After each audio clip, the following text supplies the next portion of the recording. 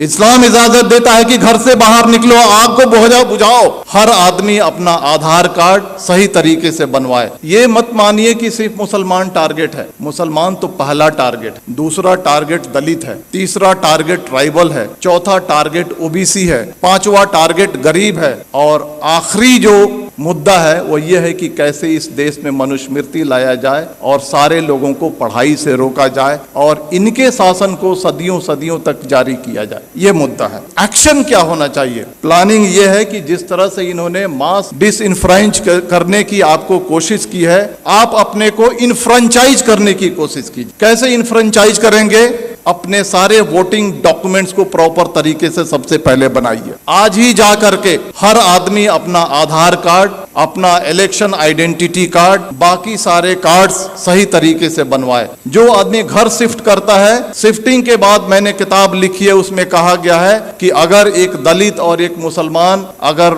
अपने घर को शिफ्ट करता है तो उसके नाम को डिलीट कर दिया जाता है। आप जहां पर जाते हैं नए तरीके से अपने नाम को ऐड कीजिए। आपके मेल को फीमेल लिखा जाता है, आपके फोटो को चेंज कर दिया जाता है। बीजेपी के लोग फॉर्म नंबर 7 के थ्रू आपके वोटर आइडेंटिटी कार्ड को चैलेंज करते हैं। बिना इंक्वायरी के इलेक्शन कमीशन आपके वोटर आइडेंटिटी कार्ड को खत्म कर देता है। आप सजग नहीं है। सबसे पहले आप सजग होइए, सबसे पहले अपने कार्ड्स बनाइए। कार्ड्स बनाने के बाद जो वोटर लिस्ट है उसको उठाइए और देखिए कि महमूद आलम अगर लिखा हुआ है तो उसका स्पेलिंग सही है क्या, हम मेल हैं तो मेल है क्या, फीमेल हैं तो फीमेल है क्या, हमारा फोटोग्राफ है क्या। इन सारी चीजों को इंश्योर कीजिए और इंश्योर करने के बाद आप यूनाइट होइए। और यूनाइट होने के बाद जिस तरह से इलेक्टोरिकली ये सरकार आपके सर पे बैठी है, उसी तरह से इलेक्टोरिकली इस सरकार को उठा के फेंक दीजिए। जिन लोगों ने कहा था minorities, Muslims, Christian, Sikh,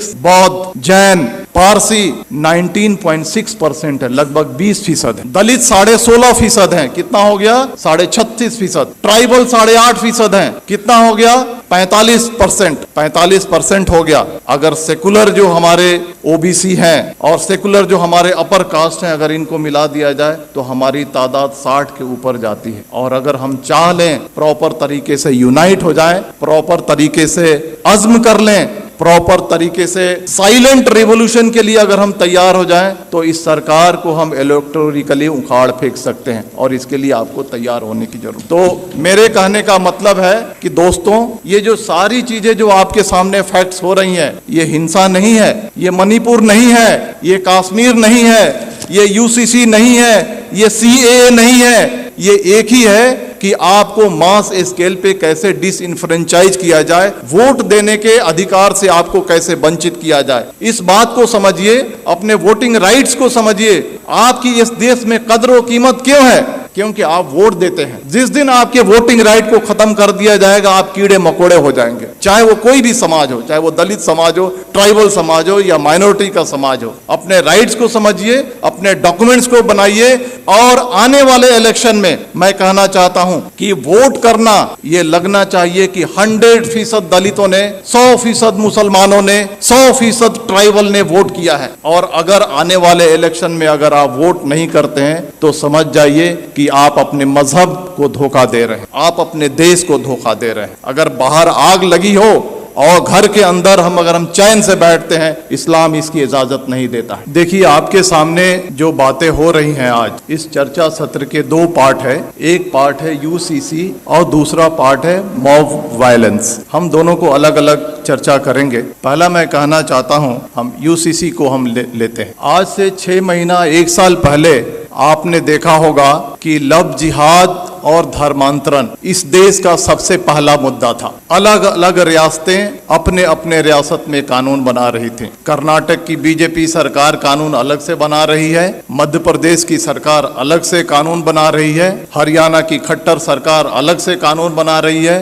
Dhami सरकार अलग से कानून बना रही है, योगी सरकार अलग से कानून बना रही है। मैं आपको कहना चाहता हूं कि हिंदू, मुसलमान, सिख, ईसाई ये सारे राष्ट्रीय स्तर के मजहब हैं भारत में, अगर एक मजहब से धर्मांतरण करके अगर कोई दूसरे मजहब में जाता है, अगर सरकार को लगता है तो ये राष्ट्रीय समस्या होनी चाहिए, तो सरकार एक कानून बना करके इस समस्या को हल क्यों नहीं करती है? मल्टीपल स्टेट्स में मल्टीपल कानून क्यों बनते हैं? सरकार का मकसद है कि लव जिहाद और धर्मांतरण के जरिए जो हमारा जो सामाजिक स्पेस है उसको कम्युनलाइज किया जाए और जो इलेक्शन का जो माहौल है उसको पोलराइज किया जाए और पॉलिटिकल बेनिफिट उठाया जाए। तो बीजेपी का जो एजेंडा है, चाहे वो लव जिहाद हो, धर्मांतरण हो, या 2014 से लेकर के आज तक के जो भी फंडामेंटल चेंजेज आए हैं, ये पॉलिटिकल प्रोजेक्ट है। पॉलिटिकल प्रोजेक्ट किस लिए है? To gain political benefit. उसी तरह से यूसीसी आ रहा है। अगर सरकार को लगता है कि यूसीसी आनी चाहिए और राष्ट्रीय समस्या है, तो आसाम का चीफ मिनिस्टर हिमंता बिस्वा शर्मा क्यों कहता है कि हम पॉलीगेमी पे कानून बनाएंगे? धामी सरकार उत्तराखंड का क्यों कहता है हम यूसीसी पे ड्राफ्ट लेकर के आएंगे? आप देखिएगा मेरी बात, यू मार्क माई वर्ड, कुछ दिन के बाद योगी सरकार अलग ड्राफ्ट लेकर के आएगी, कुछ दिन के बाद मध्य प्रदेश की शिवराज सरकार अलग ड्राफ्ट लेकर के आएगी, और इसका मकसद है कि ये उनका पॉलिटिकल प्रोजेक्ट है। और पॉलिटिकल प्रोजेक्ट किस लिए है? समाज को पोलराइज करने के लिए। अब सवाल उठता है कि इसका मकसद समाज को पोलराइज करने के लिए है, तो हमें क्या करना चाहिए? जहां तक यूसीसी का सवाल है, बड़े बड़े वक्ता, बड़े बड़े दानिश्वर कहते हैं सबसे ज्यादा जो नुकसान होगा वो क्रिश्चियंस को होगा, सिख को होगा, ट्राइबल्स को होगा, दलित को होगा। हमारी जिम्मेदारी है, सरकार देखिए 2014 से लेकर के आज तक जो चाहती है वो करते आई है। अगर वो चाहेगी कि यूसीसी लाएं तो हम रोक नहीं सकते हैं, लेकिन हम जो कॉन्स्टिट्यूएंट्स जो उनको वोट करते हैं उनको ये एजुकेट कम से कम कर सकते हैं कि ये जो है आपको बर्बाद करने के लिए लाया जा रहा है। इसके कॉन्स्टिट्यूएंट्स कौन है? ट्राइबल्स हैं, दलित हैं, मुस्लिम्स हैं, अदर माइनॉरिटीज हैं। इन सब को हमको एजुकेट करना है कि आपके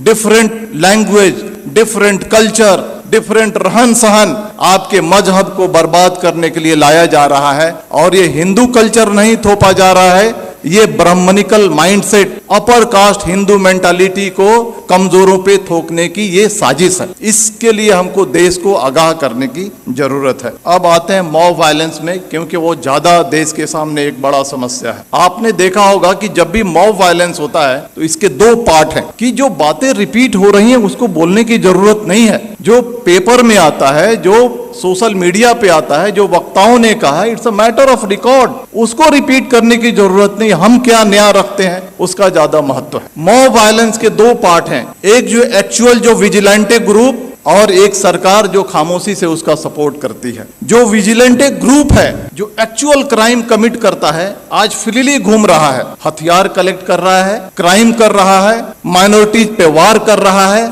और उसको कोई छेड़ने वाला, कोई अरेस्ट करने वाला नहीं है। दूसरा जो पार्ट है आज की सरकार कितनी भी मॉब लिंचिंग हो जाए, मणिपुर हो जाए, नू हो जाए, पुन्हाना हो जाए, झिरका हो जाए, ट्रेन में फायरिंग हो जाए, दंगे हो जाए, सरकार जबान नहीं खोलने वाली है। सरकार चुप है। सरकार इज मेंटेनिंग साइलेंस। और साइलेंस को क्या कहा जाता है? साइलेंस को, खामोशी को रजामंदी कहा जाता है। सरकार वायलेंस को रजामंदी दे रही है। सरकार रजामंद है कि वायलेंस किया जाए। इसके दो पार्ट हैं, जो विजिलेंटे ग्रुप हैं और जो सरकार है, इनके मोटिव में फर्क है। जो विजिलेंटे ग्रुप है उनका मोटिव है कि हम जो कमजोर हैं उन पे हमला कर रहे हैं, उनको सबक सिखा रहे हैं, उनको तकलीफ में डाल रहे हैं, और बहुत खुश हैं कि तारीख में इन्हें हमको सताया था। ये बात सही है या गलत, इसकी अलग चर्चा की विषय है, लेकिन इन्होंने हमें तारीख में हमको तकलीफ दी थी, आज हम इनको तकलीफ दे रहे हैं। वो खुश है। वो इलिटरेट, कम पढ़ा लिखा आदमी जो विजिलेंटे ग्रुप है खुश है।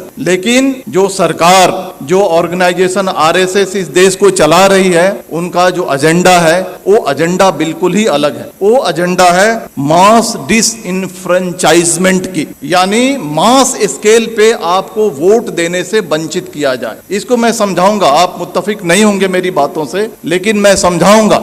19वीं सदी में सदर्न अमेरिका में gym crow system of mass disenfranchisement लागू किया गया था। कोर्ट ने भी इसकी इजाजत दी थी। यह क्या है कि छोटे मोटे क्राइम में आपको पनिशमेंट हो जाए, किसी तरह की आपने अनुशासनहीनता कर दी, किसी तरह से आपने अपने लाइफ को थोड़ा सा डेविएट कर लिया, इन सारे मुद्दों पे आपको वोट देने की राइट को छीन लिया जाएगा। This is the gym crow system of mass disenfranchisement. वही सिस्टम सरकार धीरे धीरे इस देश में लागू करना चाहती है। चाहे वो कश्मीर का मुद्दा हो, चाहे वो मणिपुर का मुद्दा हो, चाहे वो बुलडोजर का मुद्दा हो, चाहे वो CAA का मुद्दा हो, चाहे वो UCC का मुद्दा हो, ये 5 चीजें मैंने आपके सामने रखी हैं। ये पांचों जो मुद्दे हैं, These are basically hidden agenda of mass disenfranchisement। कैसे कश्मीर से 370 हटाया गया, मोटिव यह है, उद्देश्य यह है कि वहां के पॉपुलेशन को ऑल्टर किया जाए, डेमोग्राफी को ऑल्टर किया जाए। जो मुसलमान चीफ मिनिस्टर बनता है उसको हटा करके अपर कास्ट बनिया या ब्राह्मण या राजपूत वहां पे चीफ मिनिस्टर बैठाया जाए। मणिपुर का जो मामला है, मणिपुर के मामले को हद से ज्यादा तूल इसलिए दिया जा रहा है, सरकार खामोश है कि वहां के डेमोग्राफी को चेंज किया जाए और वहां के जो लोग हैं जो वोट करते हैं उनको रोका जाए और बीजेपी के रास्ते को साफ किया जाए। बुलडोजर जो चलाया जाता है, बुलडोजर चलाने के बाद आपका घर खत्म हो जाता है, आपकी पहचान खत्म हो जाती है, आप अपना वोटर ID कार्ड नहीं बना सकते हैं, आप बहुत सारी चीजों से वंचित हो जाते हैं। आप ये जो बुलडोजर चलाया जा रहा है, it's a part of disenfranchisement. CAA जो आया था, आपने देखा ना कि NRC करेंगे, फिर CAA को लागू करेंगे, करोड़ों करोड़ों की तादाद में मुसलमानों को डिसइनफ्रेंच करने की ये साजिश थी। UCC जो लाया जा रहा है, छोटे छोटे सिविल मैटर्स को कैसे उसको पनिश करके और उस पनिशमेंट को आधार बना करके आपके वोटिंग राइट्स को छीना जाएगा। आज आपने देखा ना, एक डिफेमेशन केस को आधार बना करके एक राष्ट्रीय पार्टी के बड़े नेता के जब उसके सदस्यता को खत्म किया जा रहा है, छीना जा रहा है, तो आपकी वोटिंग राइट्स कोई बड़ी चीज नहीं है। तो ये जो चीजें जो हमारे सामने हो रही हैं, ये आपके वोटिंग राइट्स को खत्म करने की है। लेकिन बहुत अफसोस की बात है कि ठीक है, बीजेपी के रियासतों में ये हो रहा है, लेकिन कांग्रेस रूल्ड स्टेट्स हैं, रीजनल पार्टी रूल्ड स्टेट्स हैं, OBC बेस की जो पार्टियां हैं वो सरकार में है, जैसे बिहार है वहां पे हैं। लेकिन जब ये कम्युनल एलिमेंट्स कमजोरों पे, दलितों पे, मुसलमानों पे, अदर माइनॉरिटीज पे, ट्राइबल्स पे अत्याचार करती हैं, तो वैसी कार्रवाई नहीं करती हैं जैसी होनी चाहिए। ये बहुत अफसोस की बात। आग बुझाने का यही तरीका है कि अपने अधिकार को समझो। ये नहीं कि हम तफरीह पे निकल गए, ये नहीं कि हम बिहार के हैं तो हम बॉम्बे में हैं तो हम वोट नहीं करेंगे। 10-10 हजार रुपए खर्च करो, फ्लाइट से जाओ, 1 महीना की तनख्वाह को अपने खर्च करो, लेकिन जहां पे तुम्हारा वोट है वहां पर जाकर के 100% ऐसा रिकॉर्ड होना चाहिए, हिस्ट्री में ये बात आनी चाहिए कि आने वाले इलेक्शन में जितने जो कमजोर तबके थे भारत के, उन्होंने 100% वोटिंग की और तभी जाकर के ये देश बचेगा। इतनी ही बात करके मैं अपनी बात खत्म करता हूं। धन्यवाद। जय भारत, जय Hind. Thank you very much.